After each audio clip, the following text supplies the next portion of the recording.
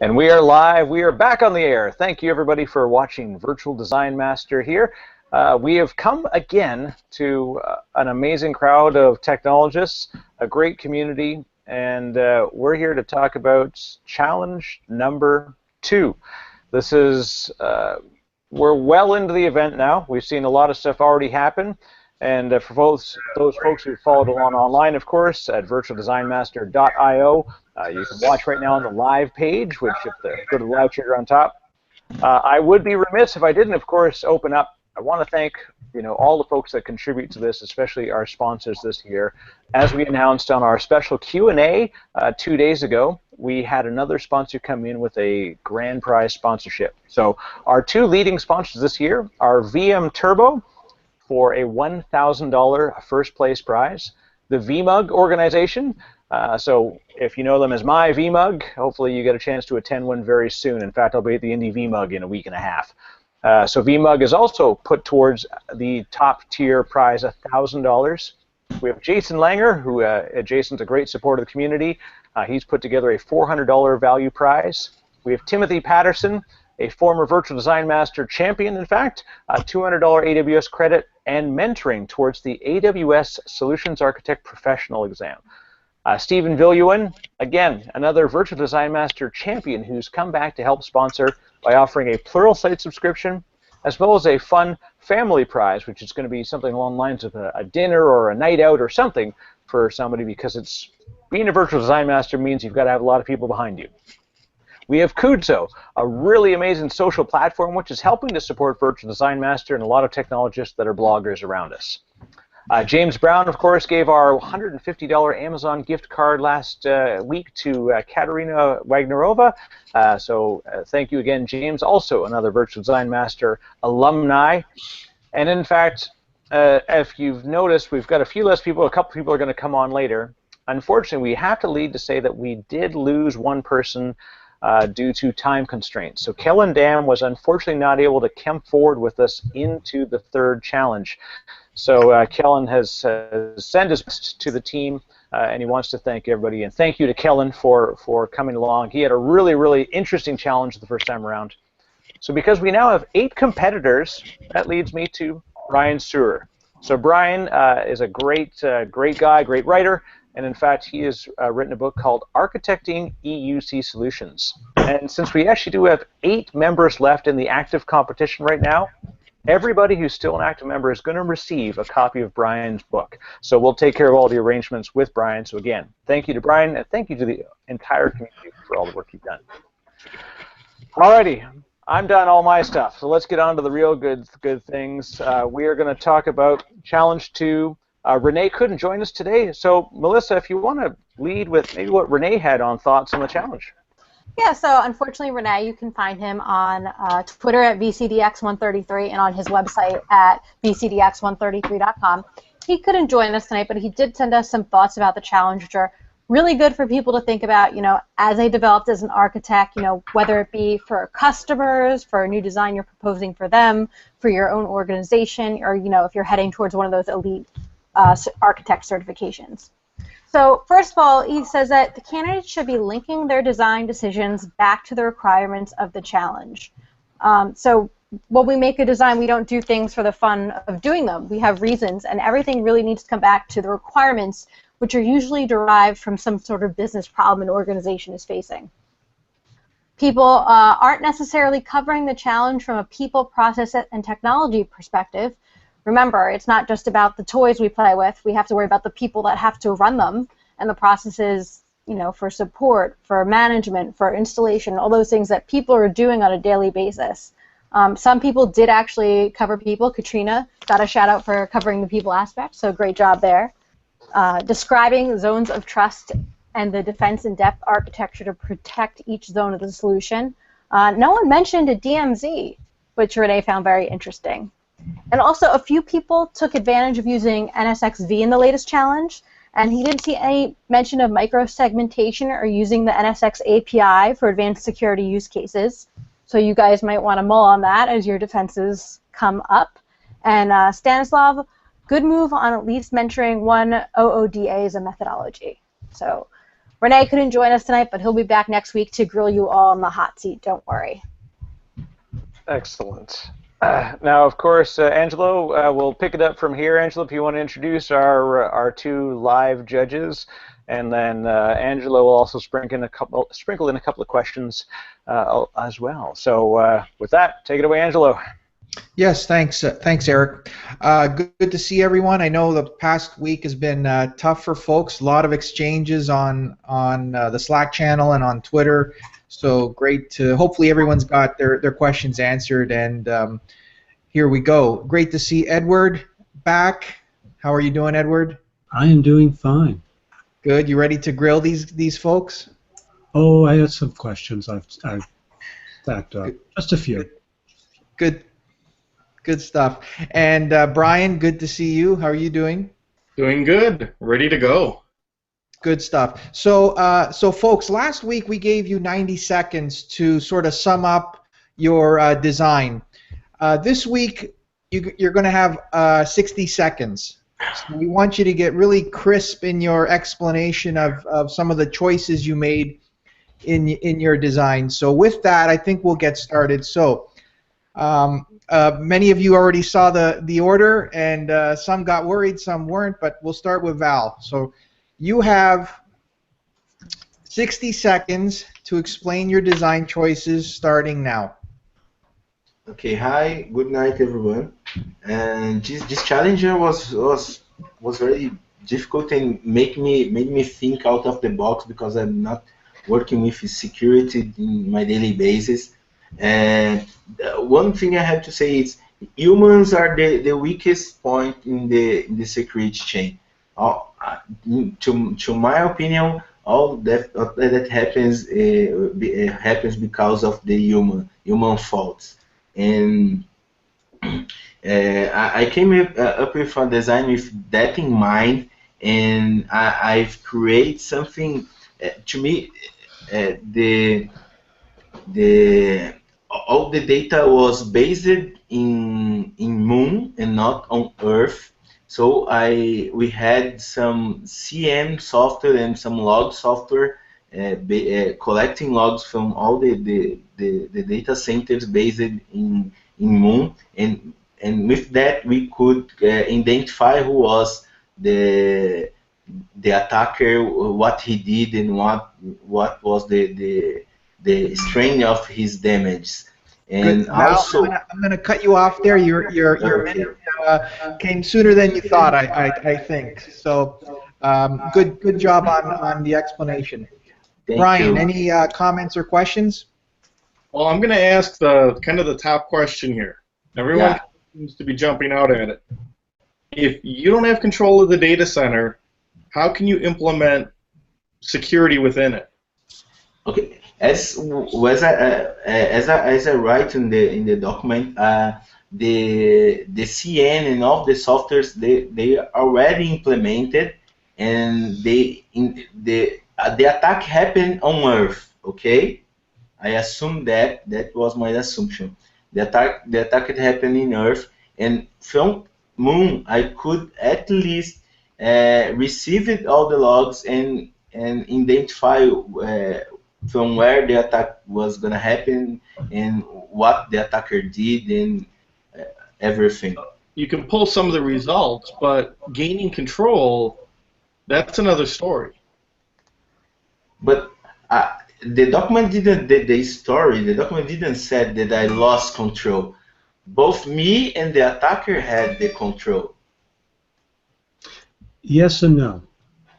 Yes and no. Always. Yes. It was very specific that you had monitoring ability, but you lost control. Exactly. The attacker could see everything you're doing.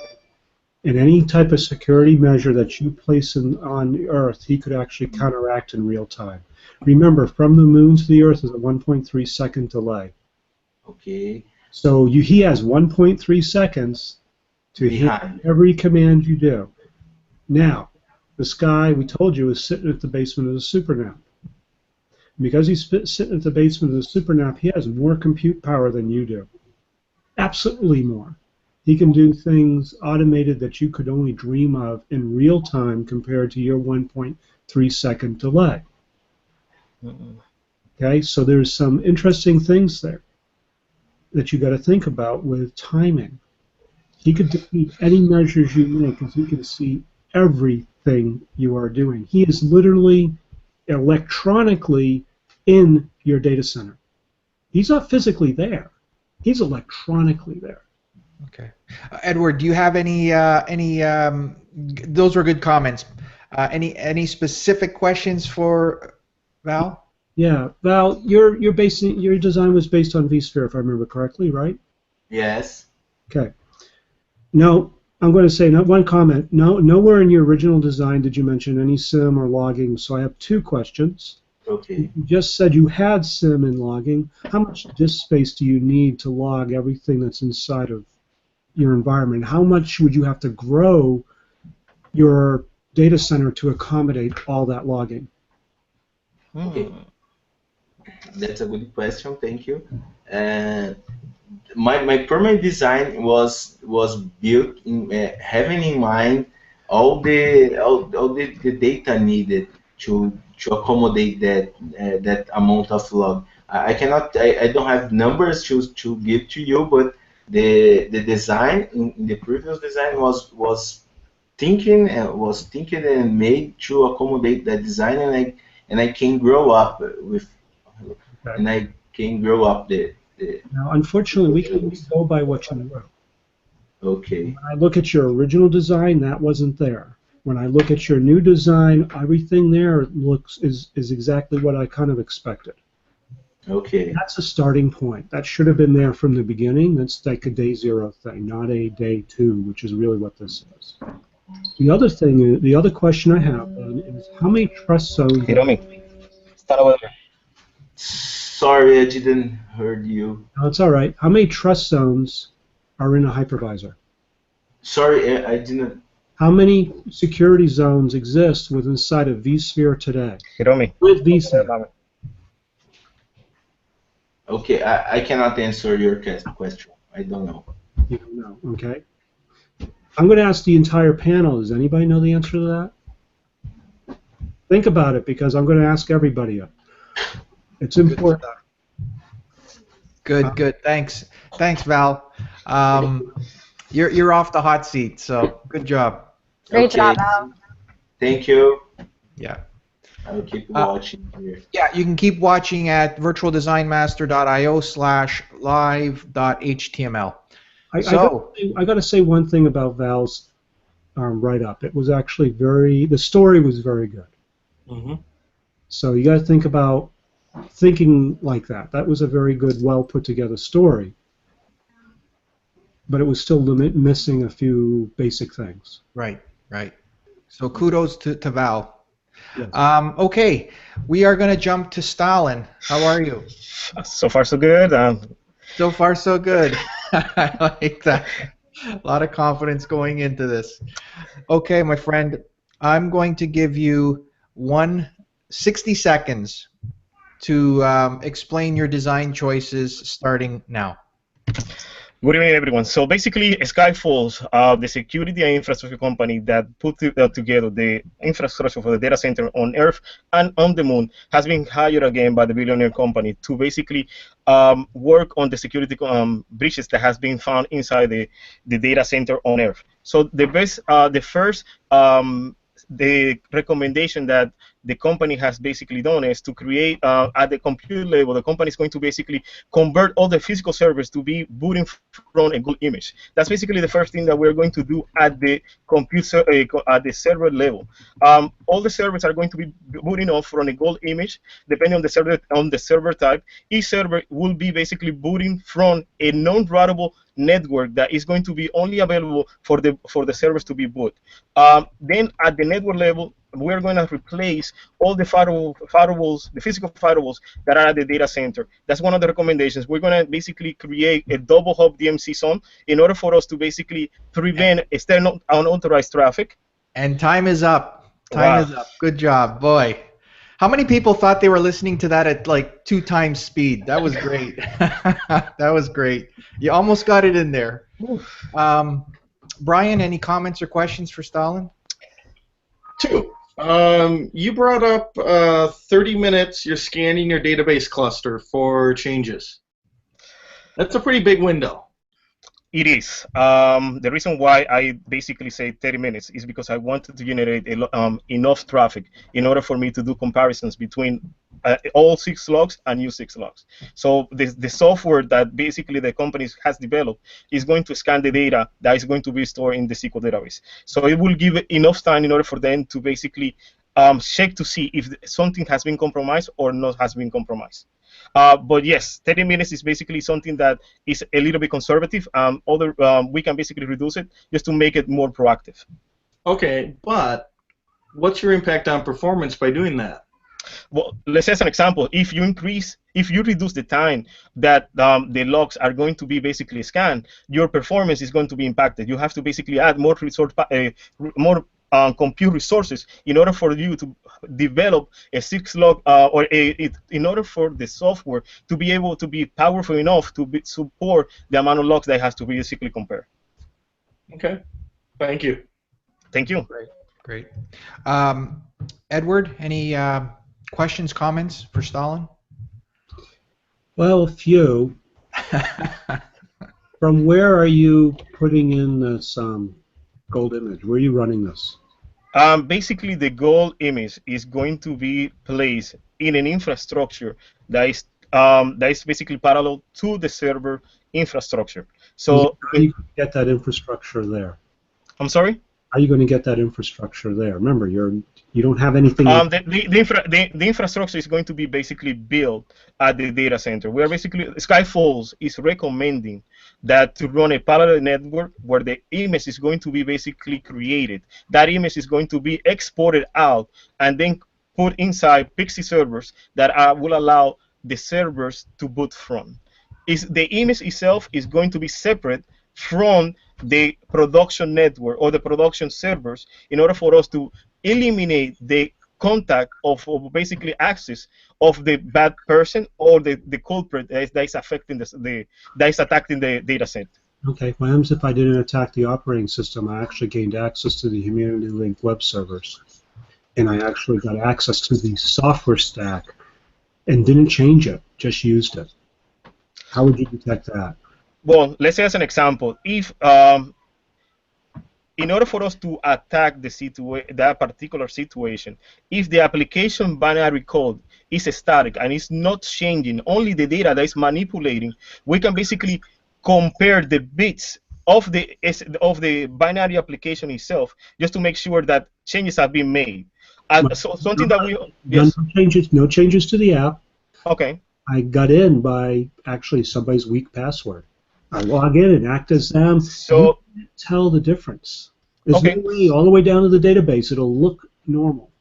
So in order for us to basically circumvent the weak password situation, what we are recommending, what Skyfalls is recommending, is a 2-factor authentication authorization system that is going to be composed of 2 different levels. One level is basically utilizing iris scanner, fingerprint scanner, and a voice scanner.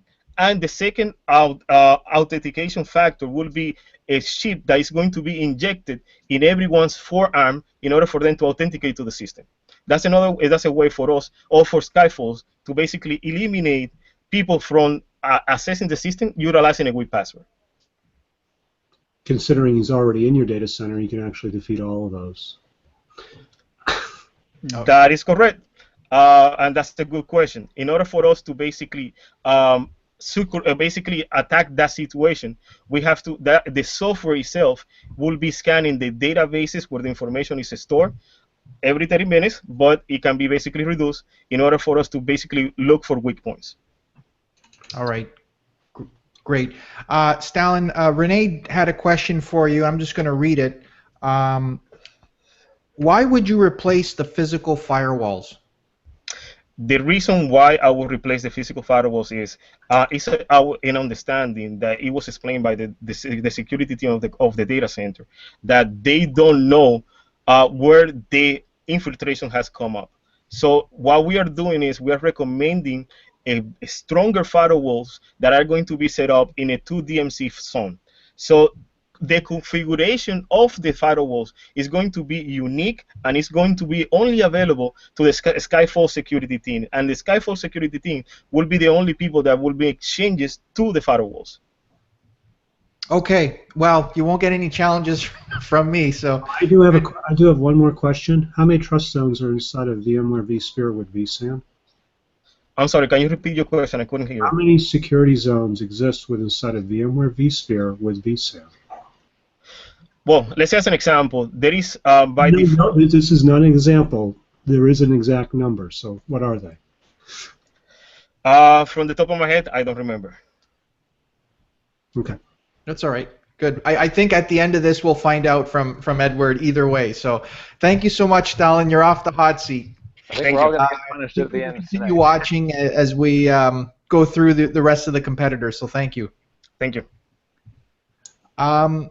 With that, Harsh. I think. Hang on a second here. I'm just getting a message here. Harsh, you're up. I think you're on mute. Yeah. How are you? Yeah, I'm fine. So challenge 2 was tough, really. Yes. Good. So before you start, you have 60 seconds this time round to explain your design choices, starting now. So I made a couple of choices here to just protect the data center on Earth while it is being transported through Soyuz spacecraft, and once it is landed in on the Earth, there are other security measures that have been taken care on the physical hardware, on the software layer, and on the network side. So I've used PowerShell DSC, which is disaster state configuration, to just check that configuration with a baseline. And if there is any drift on the configuration, it will refigure the state of the environment back to the actual configuration or to the state that is required. And I've also implemented a PS pestering solution. That is also another drift automation tool with which we can just reconfigure the environment back to the actual stage, and it will detect if there is any drift, and it will rerun as a scheduled job. And Good job, Harsh. Sorry to cut you off there. Your minute is up. I know it comes quicker than you expect, but good job on explaining. Yes. Brian, any comments, questions for Harsh? Just one, a pretty simple one. You're using. And you say that with a smile, so. Oh yeah. It's a real easy question.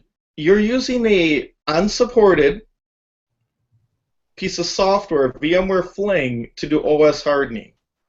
I want you to explain that decision because it's unsupported. That's a yes, big. It is unsupported, but it automates the life of an admin. Like you just need to deploy that Fling, use an OS appliance, and it will do the automation of all the hardening things that are required in your environment. So it is repeatable and it is easy for an admin, because in our data center we don't have enough staff available to do all the hardening by himself. So but this tool is best. Unsupported, not vendor supported. You're bringing it into a life-critical data center. Humanity Link's a big software. A little worried about that there. If you see, enhanced web client is also one of Fling, but it is added into a production software. So I'm also expecting maybe once this data center will be live, it is supported by VMware in future version. Okay. Being optimistic here. I have a question about that Fling. Is it complete? Is that Fling complete? That's a good question. Based on the Fling page, it says it has all the guidelines. It also follows all the guidelines as based on the compliance to do the OS hardening? Well, So it's certified by different people in different groups. Yes. Ah. actually, just so you know, it's not complete according to practice. And it's not complete according to the hardening guide, because depending on which hardening guide you go by, there are things that cannot be automated easily. Yes. Like it uses Ansible to do the automation stuff. They did 90% or 80% of the work to get there. So that fling is limited, just so you know. Yeah. My question is, how many trust zones are, I mean, you gave me all these port numbers in here, and it was wonderful, but how many trust zones are actually, or security zones, are in a vSphere hypervisor with SRM? I think that's a question, I Harsh. also didn't know anything about this, yes. It's okay. It's okay. That's all right. Thank you. Thanks. Thanks, Harsh. You're off the hot seat. Thank you so much. Continue watching to see the results later on in the show. Thank you. So we are now going to go to Stanley, and Stan has allowed me to call him Stanley, so I appreciate that. How are you? Hi, how are you guys? Good, good. So you have 60 seconds to explain your design choices starting now. Okay, so I was working with the assumption that let's say standard east-west and north-south traffic filtering is in place, which usually consists of the firewalling. In the first part I described, let's say, the minimum requirements that we need to have in place to at least consider that we are able to figure it out, that we were attacked and that we have some unusual traffic in our environment. Then I extended the environment with the IDS and ID and IPS software and software for diagnosing the unusual pattern. And I also briefly described how I would proceed with the actual investigation of the on unusual traffic inside the environment. Perfect. You're right at 1 minute. Good job. I'm going to share a question from Renee to you. Stanley, what's the difference between IDS and IPS? From my point of view, the IDS it's usually is just a detection itself, meaning that we are not able to use IDS software to actually do some actions. For that, we have dedicated, so to say, IPS solutions, which are actually able to do some protective actions. I'm not saying that there are not products which are doing the same functionality, let's say both functionality at the time. But usually there are some tools which are doing just the detections. Also, the part of the Flowmon that I described, one part is doing only the detection, and there are some parts which are able to do some protective actions. All right. Edward, any questions for Stanley? Well, besides my one, what is the security zones of a hypervisor? Anybody have an answer? Do you have an answer for that one? If I understand correctly, we are talking about the networking zones, which means that from let's say thinking loud depends on the number of networking logical networks that we defined. So every single logical network will be then a single zone, security zone, as it's completely isolated. How many logical networks are built into a vSphere today with SRM? With SRM, it will be the management network. It will be a separate network for the SRM. It will be the VM network.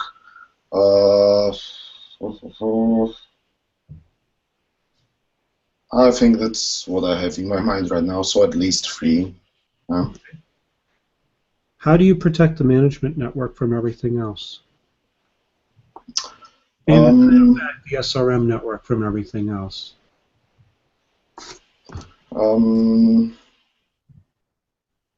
As it's completely dedicated on a different logical switch running on the dedicated uplinks, in case of need, we can also separate it via the VLANs.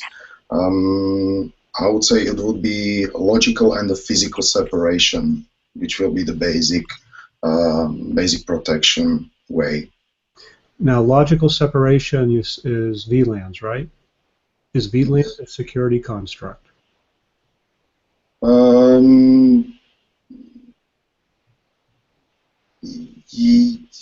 Yes and no. It's a construct to isolate the networks. So yeah, on some part it can be definitely considered as a security as well. Go back to the VLAN RFP and find out if there's the word security or protection mentioned even once. Yeah. It's not. VLANs are not a security construct. Okay, so just so you know, it is an overlay. It's actually part of the Ethernet packet. So someone Yes, that's right. under control of your data center, what can they do? Yeah, definitely. If they are able to get the trunking port, they will have all the packets with all the headers. You're right. Yeah. They just don't protect you much from someone who has that level of access. Okay. Okay. Good. Thanks. Thanks, Edward. Stanley, you're good to go. You're off the hot seat. You can continue watching virtualdesignmaster.io/live.html. Thanks. Okay. Bye. Bye. Manuel, how are you? I'm fine, thank you. Good to see you. I'm going to give you 60 seconds to explain your design choices starting now. My first design is, I assume, no one's alive again on Earth, so I can drop everything I need on Earth. With the second challenge, we discover some survivor, and they hack the system using a middleman between the communication between Earth and Moon. They don't know I have a disaster recovery data center outside on Mars. And as I didn't implement any security from the first design, I have to use passive element to track the change, what everything does, and what vulnerability I have in my infrastructure.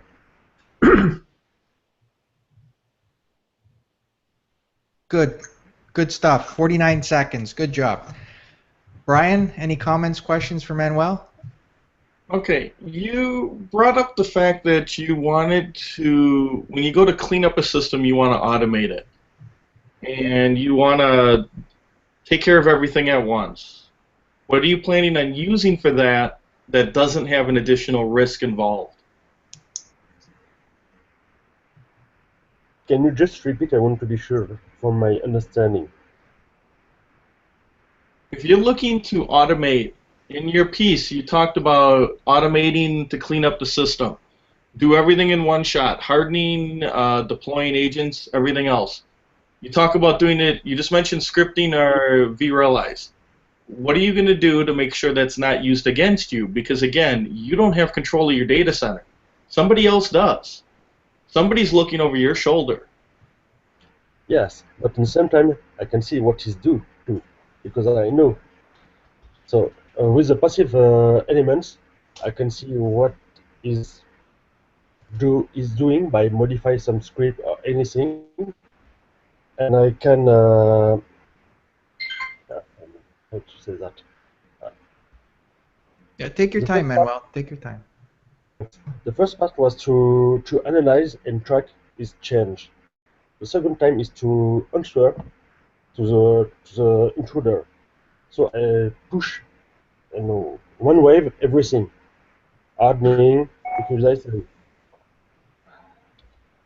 How to say that? For that, I use the same techniques you use, like streamings on NTFS, installing softwares, cleaning the log, about the installation and everything like that. He hacked me, I hacked him. Okay, good, Manuel. Thank you. You're good job. You're off the hot seat. Continue watching, and look for the results at the end of the show, so you can drop Okay. off. Thank you. Thank you. Thank you. Bye. Real quick, Edward, if you just want to share maybe a comment on Manuel's as he drops off, Manuel's design, if you have anything to share. Well, I do. I mean, versus a question, so you know, if you will. okay. Well, first off, everything that was in there, all the tools that one would implement, makes sense. The problem I see is it didn't really cover incident response, and that's what really this challenge was about, was coming up. How do you respond to the incident? This is not a day zero type of challenge. When I looked at Manuel's architecture, I say, you know, that should have been in the original one. Okay, covering all of those tools should have been there by default, and how they were implemented and stuff and things like that. And when I look at all the designs, I'm going to say the exact same thing, that all of them show day zero type actions, not a true incident response. We need to know the extent of the damage. I don't know how we would find that out. And we need to know how to go forward with a critical type of hardware or data center. This is too important to just give up on and use tools that the hacker effectively can bypass. Okay. You got to think about that. He's there already, changing things out using automation tools that he can also change on you far faster than you can. You got to think about how you're going to protect that. Yeah. Some things to think about. Okay. Thank you, Edward. Okay, great. So we're going to go on to the second batch of folks. Welcome, Katerina, Paul, and Gareth. We're going to start with Katerina. Yeah, hi. Hey, how are you? How are you doing? Doing good. How are you? Good, good. So I don't know if you heard earlier, we kind of tweaked the defense, so you have 60 seconds to sort of cram it all in and let the judges know what you're thinking behind your design doc. So with that, you have 60 seconds to explain your design choices starting now. Well, I'm a woman, but I will try. So the tools that I have for logging, login side, configuration manager, VROPs for performance and anomalies detection, standard security hardening, but then to the important part, I have several tools. The first one would be a tool from Alienwall, Unified Security Manager, to detect the network traffic. It has behavioral analysis, checking the assets, what is going on in the network, and also has remediation actions that we can take to basically see what the attacker is doing and maybe stop him. Then for our humanity-linked web servers and so on, I have RSA Web Threat Security to see what the attacker is doing on the website, track the traffic, see what they are trying to exploit, and that, again, give us information. Then I have for a very big threat, privileged hijacking of privileged accounts, so that's RSAs. And your time is up. Okay. You had a good run. Not good. all of it. Yeah, that's okay. Good job. Brian, any comments, questions? I got two. The ability to find the shipment. You put in what I would call a honeypot. You've got I did. You've got a bait out there. Explain your logic with that. Yeah, the logic is, with all of the tools I have implemented before, I'm able to exactly track what the attacker is doing, and I can see he doesn't know that I know that he's there. So that was actually the thing, that I have all of the tools to monitor what he's doing, what tools he is using, and what the traffic flow is, and then I will bait him to actually do it again to get more information. My logic behind was also that if he knows that I'm sending it at a shipment, he will try to change it, because otherwise it wouldn't get to the location, which would raise some questions. So he will try to, change it again so it gets there and we think that everything is fine, but we will have all the information on him again. And the second piece, you were one of the few that brought up people training. the fact of allowing, actually addressing the one of the biggest vulnerabilities, which is the human element. So, which is great, but the problem is they already have control. So how are you going to update, train, work with your people if you no longer have control of your data center?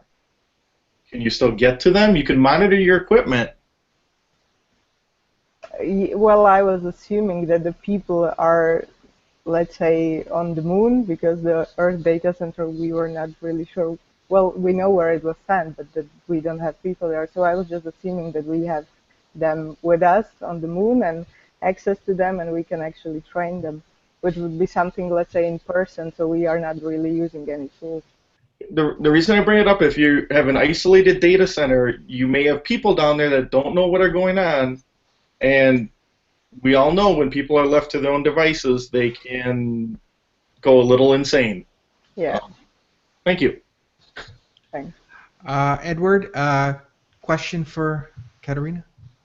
Yes. Well, I'm going to start with my question, my normal question: how many different trust zones are there in a hypervisor? Because we've gotten some mention, but not all of them. So, can you fill in any gaps? Well, I would say the same approach as Stanley did. So just the networks, management, vMotion. If I have vSAN, then vSAN, VM traffic, and so on. Well, for vSAN or any kind of storage and so on. So you got storage, vMotion. Good. You added those in. I like that. Thank you. The other question I have is, how do you get all these tools implemented without the bad guy actually getting in the way and saying, oh, you're going to be downloading CyberArk. Let me just go ahead and just push that to one side and make a honeypot of my own and just let you do whatever you want in it, and I don't care. Yeah, that's true. That's always the risk, actually implementing any change to the environment. But I was somehow hoping that maybe he's looking at the applications, the databases, finding exploits, and maybe not actually looking into what is being deployed. And also he's controlling Earth. So I would start deploying it on the moon, and with the tools, most of them promise real-time analysis and actually getting the data as soon as you implement it or a few minutes later. So that was my thinking on that part, that I will be able to get it in and start checking. I'll tell you right now that most attackers, if they own your data center and see a tool like that coming down the line, they will not allow it to go in. Because they know what it is. They can do checksums just as well as anybody else. And they will deny it or push it into their own honeypot and let you go play in your own world. So think about that. But there is one thing that could be changed without actually impacting the attacker, because he's using it as well. What would that one thing be? He changed something that you know about. Yes, I know he did changes, but I did not want to now start reverting the changes to cut him off completely, because I wanted to first learn what he's actually doing and trying to do in the network. But I had configuration manager there with some baselines of some security settings and everything that I could implement. Also with for example, if he has the privilege account with the RSA privileged threat analysis, it provides. You send all that down, he's going to know about it and push it off. He's not going to do it. But there is one piece of software that you could change that he will use. Okay. Think about that. Yep. Thanks. Okay. And just when you think you're off the hook, I will throw in one question from Renee. You have NSX-V in your Challenge 1 design. Were there any features you could have used in this design? I was really expecting this question. I didn't want to let this go because I was thinking, we're battling against time here. Should I let it go? Should we ask it? I thought, let's ask it. We can move on. It's okay if you have an answer. No, I was mentioning in my first design that I would be using, again, firewalling, so the distributed firewalls, using NSX. But again, that's some kind of a prevention, and I was trying to focus on the intrusion detection technique. Okay, great. Good stuff. You're off the hot seat. Continue watching for the results at the end. Thank you so much. Thank you. Okay. Paul, how are you tonight? I'm doing all right. How about yourself? Good. Good to see you. You're in the hot seat, my friend. It's your turn. You're up. You have 60 seconds to explain your design choices starting now. All right. First of all, Edward, thank you for the new gray hairs from this challenge. Learning a whole new discipline over the holiday weekend is kind of fun. So when the challenge came out, I looked at my original design, and there was definitely holes. Rather than trying to fill in those holes with some assumptions that they were, put in place when we were running the data center, I said, screw it. Let's lay in the bed that we made. The Cisco ASA was the only security aspect I had in place, so I built off of that. The only assumption I made was that logging was configured to be sent offsite to the Mars data center. The challenge doc stated there was a lone survivor on Earth who had satellite capabilities, and as there's no longer an internet like there was at the time before zombies, I made the assumption that the bad actor entered through the firewall. I looked at the ASA vulnerabilities, assuming the appliance was configured correctly before the install, located the IKE v1 v2 buffer overflow vulnerability, as it was recent, and it allows attackers to take over the ASA. Reviewing the logs, discovered that's how our bad actor got in. Knowing where they got in, I was able to determine, okay, this is where we got to find them, and then follow that the depth of the attack from there. Guys, it's phase 2. Your time is up, Paul. Sorry to cut in on you. That 60 seconds comes up so fast. So good job. It did sound like a 2x speed, so we got a lot in there. So good for you. Thank you. Brian, any comments or questions for Paul? Oh yeah. Smile on Brian's face. I got a really easy one. You had really good pieces of how to recover stuff. I really like that. But my question's going to be the same as I've asked before. How do you get in? Well, there was some information that was gathered between the challenge doc and the emails that went back and forth between Edward, and one of the clarifications was the bad actor has control. He's still letting us play. So we are in the data center. What's that? You're allowed to monitor. So how are you leveraging that to get in? The assumption that was explained to me is we are still in there and capable of doing things. As long as we don't do anything to raise the red flag to the bad actor and he shuts us out. So what's your first step in doing something? Doing something was to locate where they came in, and then figure out, look at the logs, say, okay, this is what they did in the Windows servers, this is what they did in the appliance, and then how can we ease pieces in here and make it look normal, like we haven't found them. So, okay, we've got our data center. Next up, well, we want to monitor our data center, make sure everything's up. So we put in tools to monitor the data center where we can kind of see what things are going on. In the doc, I called out that there'd be a false monitoring tools placed in the Earth data center to distract the bad actor from the ones we were trying to install, which were actually going to collect useful data. And through that method, at some point you'll be able to gain control, you think? By shutting down the opening or locating? Yeah, at which point we're going to monitor and see what the bad actor was doing, and then kind of make when do we want to cut them off. We're going to fix the vulnerability in the ASA, and evacuate the VMs, cut off the data center from the network, from the three-way network between Mars, Earth, and the Moon. Fix the vulnerability, fix the VMs, and drop our other tools in place. Okay, that's what I was looking for. Thank you. Okay. Yep. Edward, question for Paul? Yes. What happens if they didn't get in through the Cisco and it was just put there as a false trail? Well, then they got me. Again, like being new to security, I kind of had a whittled down thought process of, well, must be where they got in, assuming like there's not spam email coming from Nigeria. Yeah, Nigeria, or enhancement pills that somebody might accidentally open up and look at. So, something. So if it was not through there, they did a good job on throwing us off. I guess they would either catch us and lock us out, or we'd have to keep digging into like our applications and see where where we might have left an opening. Okay.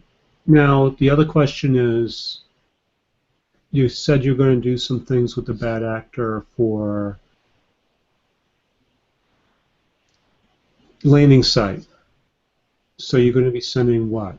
How are you going to do a recovery?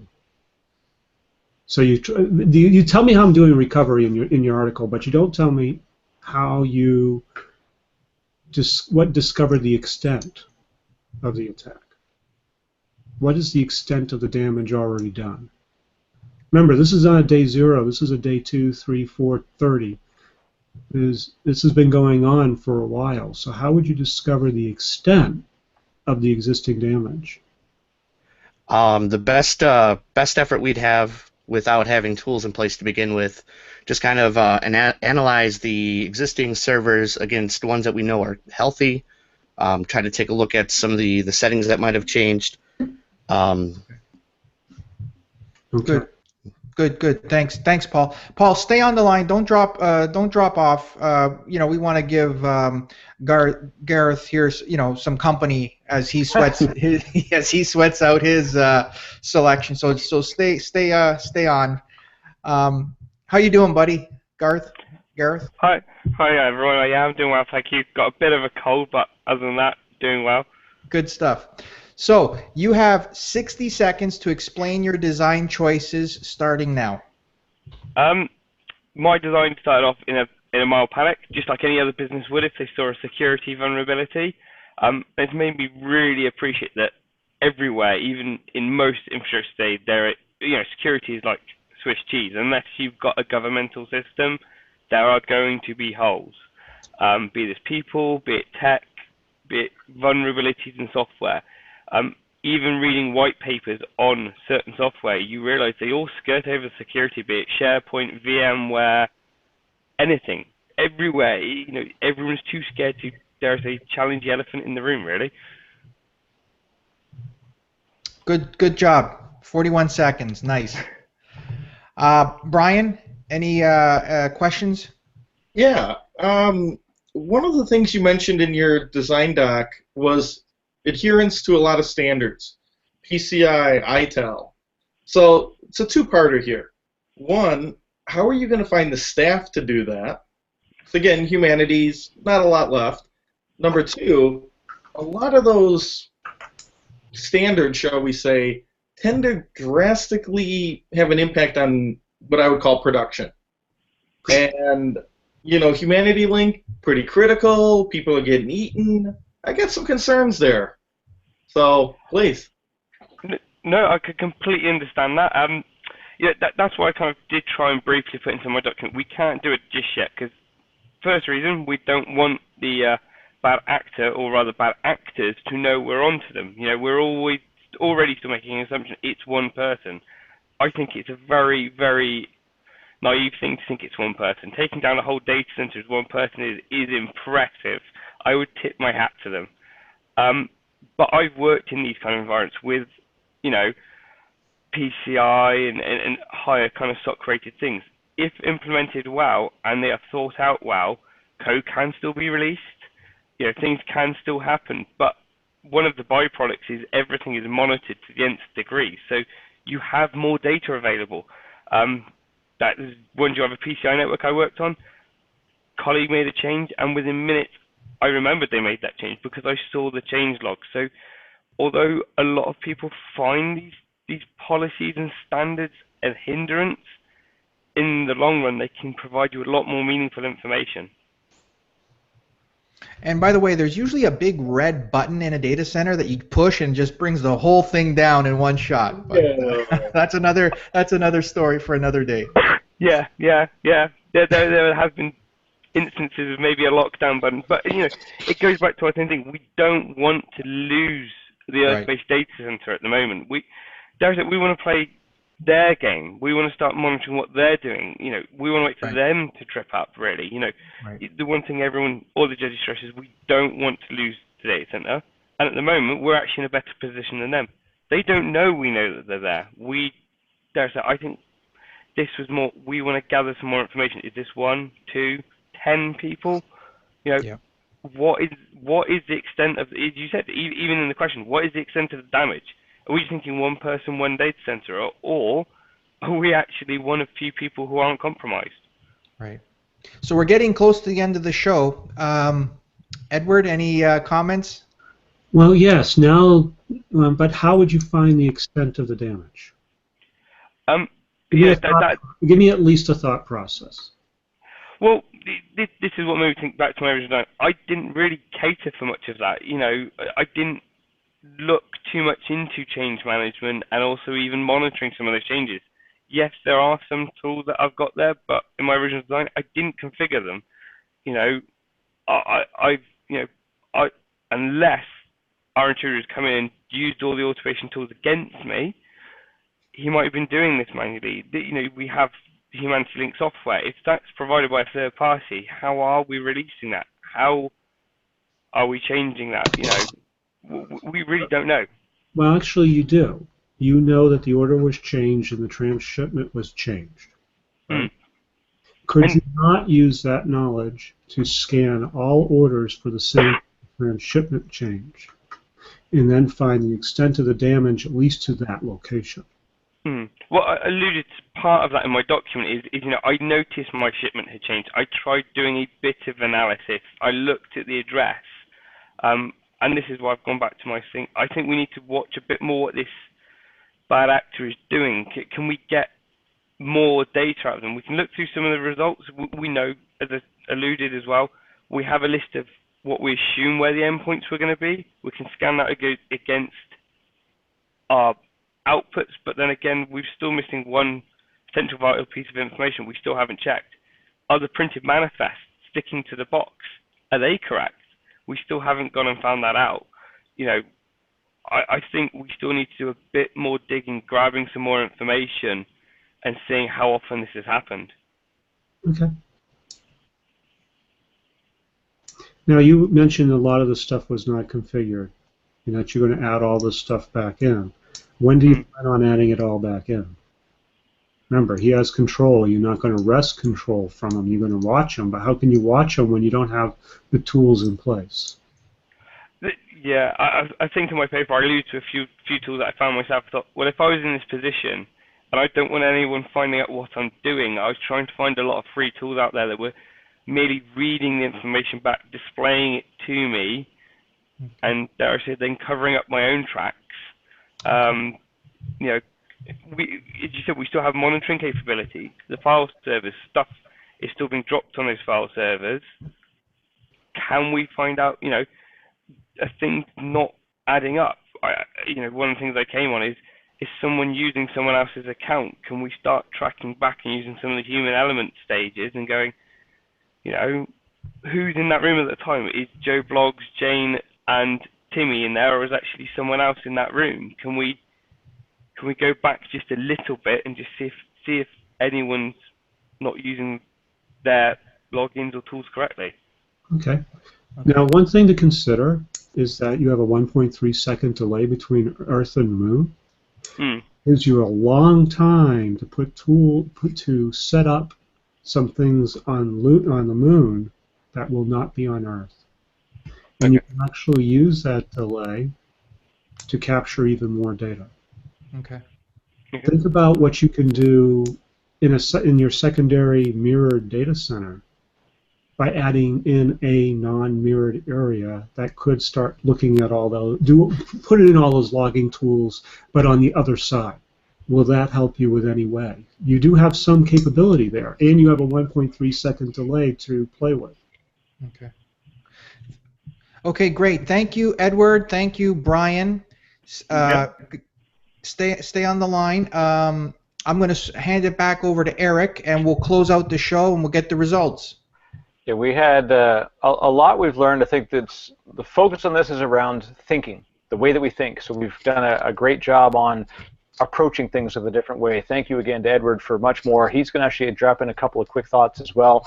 But before we get to that, there, as usual, you know, we show our hands sometimes. There's a couple of extra folks who've hung on the line.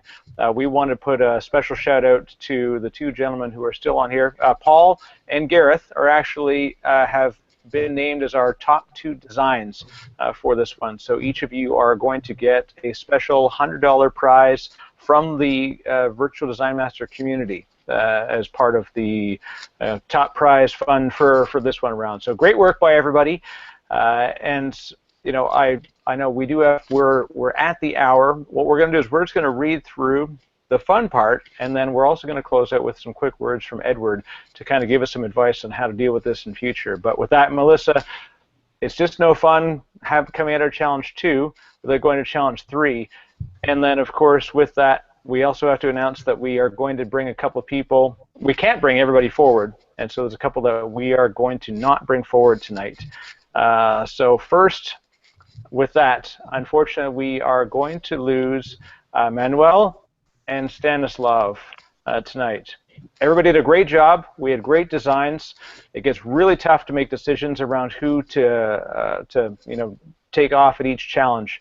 But again, both of the designs had some great, interesting thoughts. But unfortunately, in the pool of overall designs submitted, they were sort of the bottom 2. So with that, so the good news is you don't have to worry about challenge 3. But we do have 6 remaining folks who are with us and who are going to go forward. And Melissa, tell them what they've won. What you've won? You've won a new working of information security and protecting our data, and a one-way ticket to Challenge 3. So, as we learned in our last challenge, not everything is as it seems. We are beginning to learn more about the group that hijacked the supply shipment. They believe zombies are to be protected and Earth belongs to them. We now have to worry about our recolonization efforts being sabotaged by this rogue group. Our billionaire philanthropist friend has temporarily frozen new recruits to the recolonization effort until he comes up with a plan. He thanks you for your ideas from the second challenge and is beginning to implement them throughout his organization. Since our infrastructure is growing but our ranks are not, orchestration has become our necessity. We cannot rely on being at the keyboard in hostile environments or remote locations. To solve our problem for this design scenario, we need to design a configuration management framework that is able to deal with the launch and continuous configuration of your infrastructure. We don't know what to expect, so our infrastructure needs to be adaptable. This is a practical and documentation challenge. You will need to deploy 2 different orchestration platforms on any host platform of your choice. You should deploy 2 CentOS and 2 Ubuntu servers using a provisioning service of your choice, so that one of each is managed by each orchestration platform. Create processes to patch each server daily. You know, we have these nasty zombie people out there who, well, they're going to keep trying to do stuff to you. Deploy an Nginx web server using your orchestration platform, and deploy a Hello World or Hello Zombies onto each server using your orchestration systems and with your source code stored on GitHub.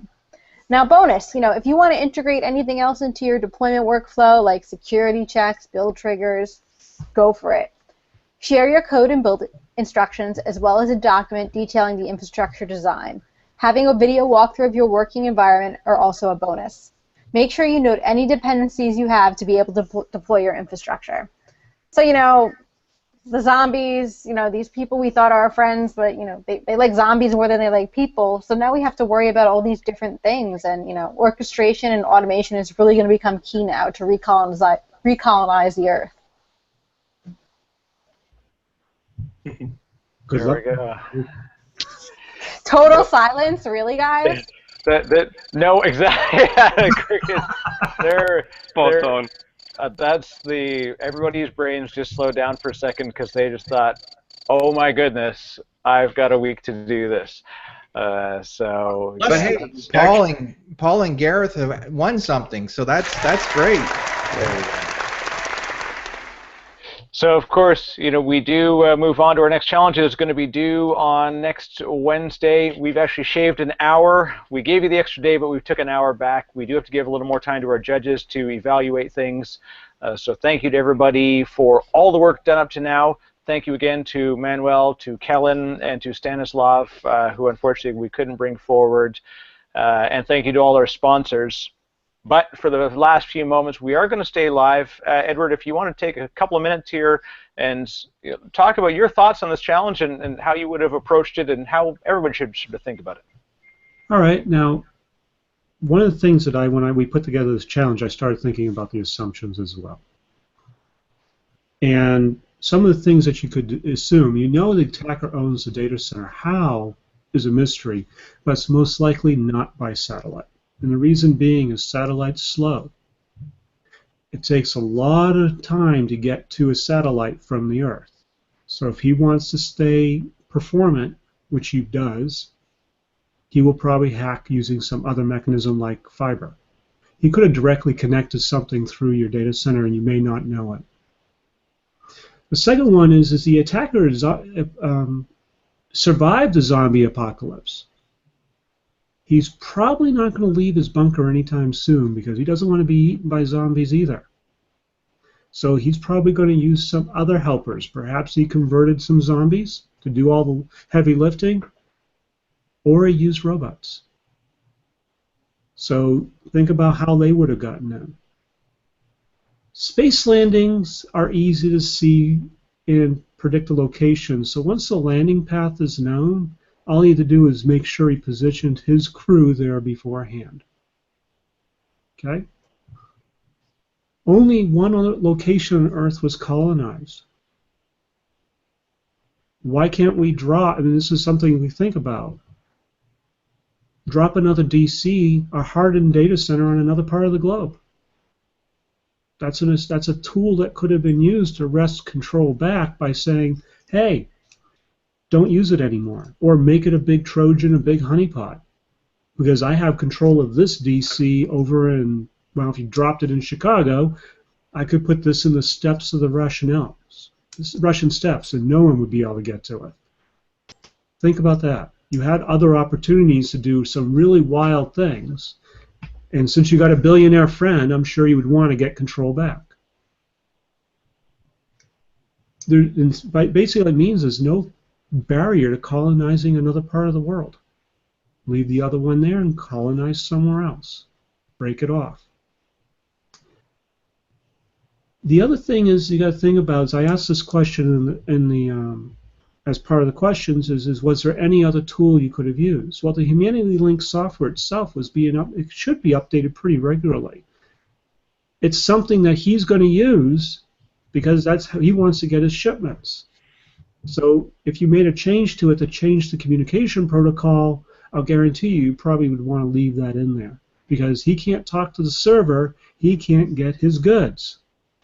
So you change the protocol, forces an update, which also means you can put some other security in the code instead of at the system level. We need to think about where we can put security at all times because you never know who has control.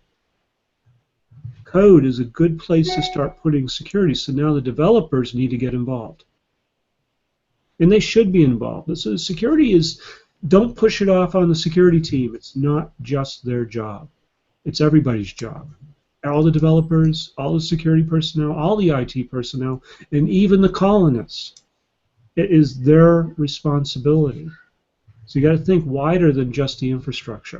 It really is people and process, more than technology these days. There was a couple of things that were missing.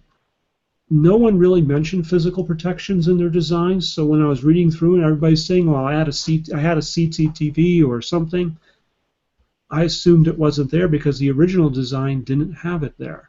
So if you're going to actually say something's there, think about all these physical protections as well as the logical protections you have in your network. You can't give them up. They have to be there. To be honest, why would anybody be entering the data center to do anything? The only people that should be entering are the people doing repairs and admins. Most likely everybody else has an iPhone, iPad, or whatever it is type of communication device sitting on their wrist that they're typing on. It could be even a heads-up display inside their helmets because they don't want to be on the earth and breathing atmosphere that could have pathogens. So you got to think about other ways of communicating. The other thing that was really missing that I would love to have had in the first one is really true data protection. Everybody mentioned replication. SRM is replication. vSAN is replication. VRA is replication, but not once did anybody mention true data protection with hundreds or thousands of restore points and replicating to other locations in other planetary bodies. You have a 3 planetary body system that you can use. Different delays between each one. Now that time delay allows you to do other things. Specifically, if you're using replication, you know the time delay is there.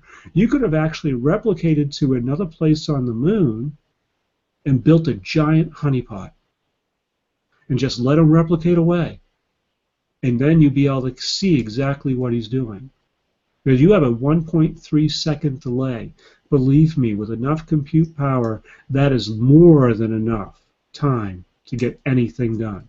There's a book called, there's a book by Cheswick and Bellevin. It's kind of the quintessential book on security. These are the guys that detected the first attack against a computer system over a 300 baud modem. They originally responded, because it was so slow, by hand, and they built a robot to do it for them. So you could have done the same thing. 1.3 second delay to the moon, 12 minutes on average to Mars. This is huge amounts of time to do anything you want. Even respond by hand if you had to. So when you think about this particular challenge, it really was about people and process, and not as much about technology, because those technologies that everybody mentioned, they need to be part of your original designs. They're day zero implementations of tools. And people doing data center designs today are putting those in there because they need to. No one's asking you to be the security analyst or the security designer, but you've got to work with them very well. And you need to learn their language. And that's another part of this design. Now, I'm going to call out 2 things. There's a couple of people that wrote in their design docs what they learned. And that's always worth doing. Always write down what you learned. I really like that. And it really struck me as, you know, people are thinking past this particular challenge to how they're going to bring security or security consciousness and mindset to their daily lives and what they're doing in their own data centers. This is good. So keep up the good work. Security is not, I mean, I'm on the judges. Believe me, I'm going to ask about it in the next challenge as well, just because that's who I am. But you got to remember, I'm trying to get you to think a new way. And there's lots of assumptions that could be made that were different than the ones you did. And to be honest, incident response, I'm going to leave with this one last thought. Incident response is not about following a set pattern. I can get tools to follow a set pattern. As a matter of fact, there are tools out there that will do everything but the last step. And that last step is seeing multiple streams of data and coming up with a brand new plan that no one's seen before. That takes the human mind. So incident response is basically thinking outside the box. Look at the data that's coming in. Let the tools do everything in the box. Think about outside the box, how you can apply what you've learned in a new way. And I think that's the lesson we've learned, is that thinking outside the box is going to get us far. And so thank you, Edward. Thank you to everybody. This has been, again, you know, a very well-attended live event. We've had a lot of great designs come in. Thank you. We're going to give everybody back the rest of their evening to do a little bit of rest, a little bit of sleep. The challenge will be in your inbox in a matter of moments. As soon as I get off this, you will have your next challenge in front of you. So thank you to the community. Thank you to our sponsors. Thank you to our judges. Thank you, Angelo, Melissa, as always. And with that, we will see you all next week live on Thursday, July the 14th at 8 p.m. Eastern for our final presentation as we decide who is going to go into the last challenge to become this year's Virtual Design Master. Thank you, everyone.